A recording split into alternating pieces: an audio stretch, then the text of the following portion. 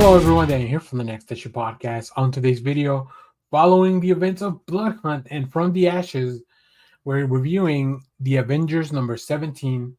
So let's talk about the creative team before we get into this book. This is written by Jed McKay with art by Valerio Schiti. Brian Valenza on colors, letters by Corey Petit. Fantastic cover by Joshua Casara and Guru FX. And then you'll see some other covers at the end of the video as well. So here we are. The events of Blood Hunt have passed. Things are kind of settling down, but the Avengers need. I think they need kind of a boost to kind of bring everything into the frame, and who better to bring in than Storm? So in this issue, Storm joins the Avengers. A new arc starts here. Superstar artist Valerio Schiti, who had been working on the Gods series with Jonathan Hickman, takes the helm as the series artist in the aftermath of Blood Hunt and Follow the House of X. Where does that leave the Avengers? The team's roster won't be the only thing shaken up when a deadly threat sets this vengeful sights on Earth. Plus, we also have part 6 of the Deadpool Wolverine weapon extraction little mini story that's going on in the background of a lot of these issues. So obviously, keep reading. I didn't read the story. I'm not reading that story. But the fact that they're putting it on the back of all the issues, hopefully it'll be collected into maybe like a one shot in the future. So yeah, this is great. It's just a good launching on point. If you have missed out on everything that's been going on with Blood Hunt, this is a great jumping on point for the Avengers series. We're resetting things. Tensions are high for all the Avengers, right? Their team just suffered a great loss. The Marvel Universe has completely changed, especially with the announcement that Doctor Doom is now the Sorcerer Supreme. And ultimately this kind of falls on the Avengers, so they haven't been working great. They realize that, and they're trying to this issue is driven by a lot of character conversations, which is something that I really enjoy in comic books. Tensions are high, as I mentioned, and just the fact that we're adding one of my favorite characters, Storm, really like just makes that really fun. Now, Valerio Schiti, fantastic artist, just really great to give this book kind of a different feel after coming out of this. I think Pepe Larraz had been doing a fantastic job, but obviously he had been busy with the Blood Hunt stuff. So it's always fun to kind of get to see things in a different perspective and have a new artist take over for another arc. I also hope that they eventually elaborate on some of this other stuff, but we'll talk about that in a minute. Great shot of this volcano erupting. Things are happening after the Blood Hunt. I love this scene of them sitting around the table, just kind of like very. The mood is bad, right? There's like I said, there's tension between them. I love Valerio Schiti's capturing the body language with everybody's kind of like leaning either on the table, arms crossed, head down, like all those little details. They really tell a story. And then of course we see that a new threat is kind of been it's being seeded, which is great. Like it's just really fun. Now, if you are kind of caught up on some of the story, you probably know who's coming, but I won't spoil that. I think that's best left to be discovered here. If you can't tell from this outline in the second page, but of course, the art team really just bringing in what I would say is a very menacing look here, just from this glimpse. So yeah, this issue was a lot of fun. It captures everything. Like I said, it's a good jumping on point for the Avengers if you were behind on the story. And if you don't want to mess with anything that happened with Blood Hunt because you're behind and you're maybe waiting for the trade, jump on here. It's a great time. It'll really work. I think it's gonna just introduce you to the team and make you kind of follow the story from this point on forward. So hello, everyone. Daniel here from the Next Issue Podcast. On today's video, I'll be doing a review for X Factor number 1. This is a new book from the Ashes, a new beginning, another book on the X-Men line of books, of course, from Marvel Comics. Let's talk about the creative team because I'm very excited to talk about everybody that's in this book. This book is written by Mark Russell, who is a fantastic writer. Bob Quinn, who is one of the artists that I really love his designs. With colors by Jesus Alberto, letters by Joe Caramagna, When the mutant nation of Krakoa fell, its people found themselves forced to reintegrate into human society with these weapons of mass destruction, like mutants spread across the globe once again. How will the world's governments respond? This issue stars Angel, Feral, Firefist, Zyber, Cameo, and Havoc. And of course, we have plenty of covers at the end of the video, so stay tuned for that. X Factor has normally, after the first iteration specifically, not so much the first team of X Factor, but after that, it's been a government led team for a few times. And I think if you're going to have a book that talks a little bit about world geopolitics, I think a book that talks a little bit about fame, fortune, mutants. A new mutant arms race has swept the globe as international governments are building their own mutant armies. Only America's X Factor has the most powerful, most patriotic, most marketable mutant heroes to stem the tide and make the world safe for democracy. Join Angel, Havoc, Frenzy, Feral, and Pyro as they go from one death defying mission to another. Who will die? Who will fall in love? Who will be the first to sell out? Live, like, comment, and subscribe to find out. You can do that to the channel or to this book. Um, this book is just a bag of really interesting concepts of like, okay, mutants are back in the world.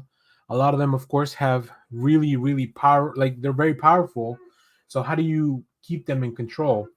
And the government realizes that they have to put a little bit of marketing behind this new team of mutants because everyone is still pretty much reeling from the events of Krakoa, right? They don't trust mutants.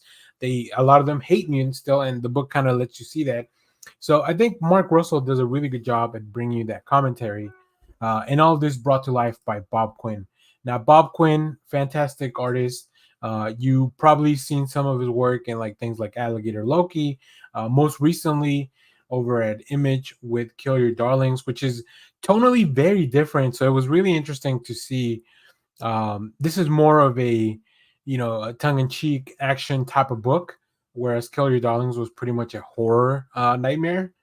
So very cool to see Bob just kind of like switching gears, but still some of the things that really stand out. Bob draws really expressive faces, which you'll see in some of the preview art.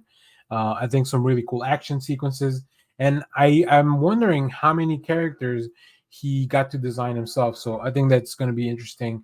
Maybe I'll reach out on social media to ask him that question. But let's take a look at some of the preview art.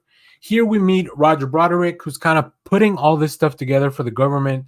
He's really just a marketing person for the government, right?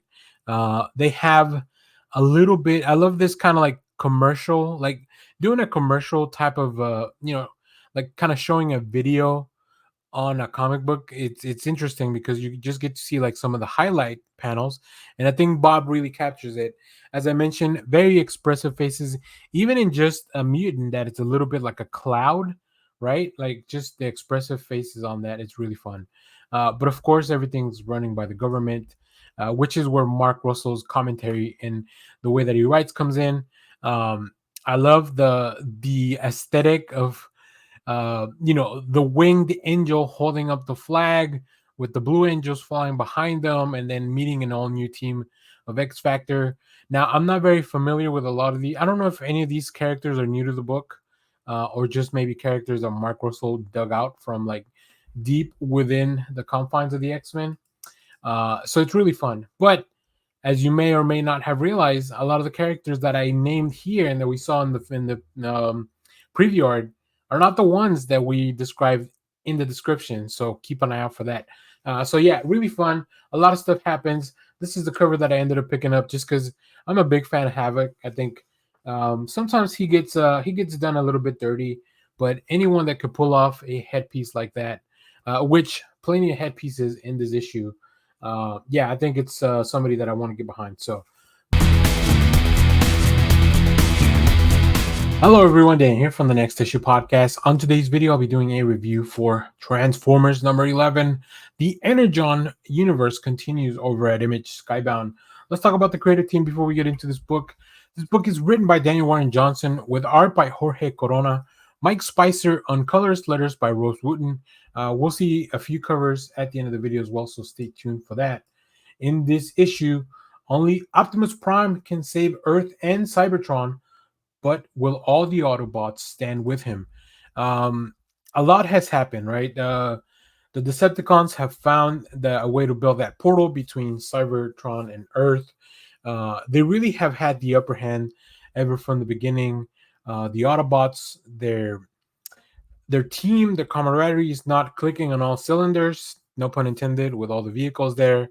But yeah, there's a lot of animosity within the team. They've suffered heavy casualties. They need to get the team back up, and I think that's what Optimus Prime is trying to do. Now, one of the things that I've loved from the beginning of the series is the art and the way that Jorge Corona just kind of picked up the ball and ran with it after Daniel Warren Johnson stepped away from the art duties.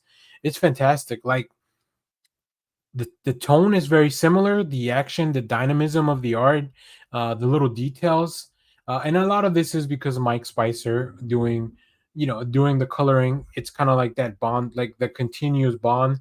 Of course, the letters also stay the same with Rose Wooten, so it's um it's a great feat in an editorial work. Now this issue, I think I've talked about how Shockwave is a menace, and boy is he ever.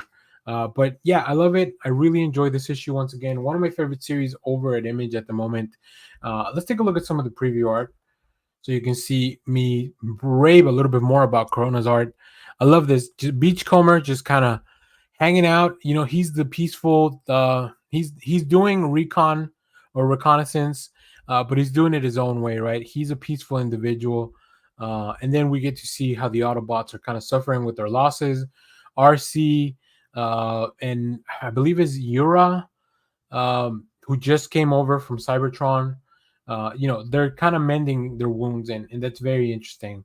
And Carly just she now has been brought into the fight. Spike still a little bit on the sidelines. So very interesting stuff. And I just love the tonal shift of when we go check in on the Decepticons. Like I said, they have the upper hand, but they're ruled by fear as opposed to where the Autobots are kind of like trying to work together. So that's a big difference, and I think Daniel Warren Johnson definitely shows that through the dialogue and Jorge Corona through how menacing Shockwave feels. Right? Yeah, it's very interesting. I love this book. I just love the way that it's coming together, even if it's not as big a part of the larger Energon universe. Even if you're just reading this, like you're still getting a complete story with fantastic stuff. Yeah, so I want to see. There's really cool moments here. Follow me on social media at Echo Spider. Because I'll be tweeting out some of my favorite panels once you've read the issue. I don't want to put any of that stuff in here to avoid any spoilers or major spoilers, I guess. So hello, everyone. Dan here from the Next Issue Podcast. On today's video, I'll be doing a review for Johnny Quest #1. This is a new book from Dynamite Comics. Let's talk about the creative team before we get into this book. This book is written by Joe Casey with art by Sebastian Perez, Lorenzo Scaramella on colors, letters by Taylor Esposito, and of course, we'll have um, some other covers at the end of the video, so stay tuned for that. Now, Johnny Quest. Who has not seen the cartoon? If you've never checked it out, I think you should, but you don't really. It's not necessary for you to check this out. I think the issue really stands out on its own, and I really love how they managed to capture a really fun adventure, the spirit of the original cartoon, but also kind of bring it into a more contemporary media, both literally in the story and also kind of like as far as in the comic book world. Let's give you a quick synopsis here. You can't go home again, or can you? Get ready to climb aboard the Sea Quest and embark for an adventure once more. Legendary boy explorer Johnny Quest is back along with his intrepid scientist dad, Dr. Benton Quest, bodyguard Ray's Bannon, and adopted brother Haji, and all the rest of the beloved cast from the classic animated series. Launching out of its issue number 0 prelude story in the Dynamite 2024 Free Comic Book Day release, this action packed new title begins where the show left off in 1964, but things quickly take a turn for the uncanny as the team returns from an experiment at sea to their home base in the Palm Key, only to discover that the once familiar landscape is now strangely, disquietingly different. Superstar writer Joe Casey, who's worked on things like Superman and Ben 10, and powerhouse artist Sebastian Perez from Dead Weight and We Ride Titans, joined together to bring you a brand new tales of Johnny and the Quest team that the world's been waiting for. And of course, like I said, a plethora of covers. This is really fun. One thing I'll mention, I think somewhere in this issue, you can scan, and I know Dynamite's put out some of these things digitally. So I think you can scan somewhere and read that first free comic book the issue. Now I didn't read it, and I still felt like I got a complete story. I didn't. I don't think we needed the setup. I think that Casey does a really good job of giving you enough information, whether it's a little bit of narration, some dialogue between the characters. They really feel like the characterizations that we had seen in the cartoon, but obviously a little bit of an update. And I think Paris is just such a good fit for the work. His line work is so clean, and I just really love the character design updates that they still feel familiar, but of course with a little bit of a new twist and a new take. Yeah, so let's take a look at some of that preview art. Like I said, I just love, we get to see Bandit right up front, and I just love the approach to this. You know, let's put some of the dialogue in the background while we still set up like there's a big surprise coming. Something, Bandit knows something's up, and then of course, Race and Dr. Quest want to make sure that kind of protect the kids, right, from I don't know whatever may be happening, since they know something's wrong. So I love that, but I think that it's really fun that a lot of these panels are a little bit askew, very similar to when you would use a Dutch angle in a movie to show that something's a little off. You know, I think that's a lot of fun. I love how they return to their base and everything feels like it's right, but also feels like it's wrong. So like things are there, but everything looks a little bit out of place. And the characters will comment on that. So yeah, really fun, very easy way to give you that story. And then as things build up, like that just becomes really fun. So this was really fun. I don't know that it's gonna make me go back and watch the old cartoon, but I'll definitely keep reading Johnny Quest. Like if it comes with the same tone, the same sense of adventure that this book is giving you, I think it'll be a lot of fun. So yeah, very excited. As you know, Dynamite loves variant covers. So if you have read this book, let me know what you thought about it down in the comments. As always, thank you for watching, everyone. Remember to share, like, subscribe, hit the bell so you know when we go live. That is most Saturdays, 10 a.m. Central Standard Time. Stay tuned. We have more comic reviews, trailer reactions, TV recaps, all that fun stuff here in the channel. Thanks for watching, everyone. Bye-bye.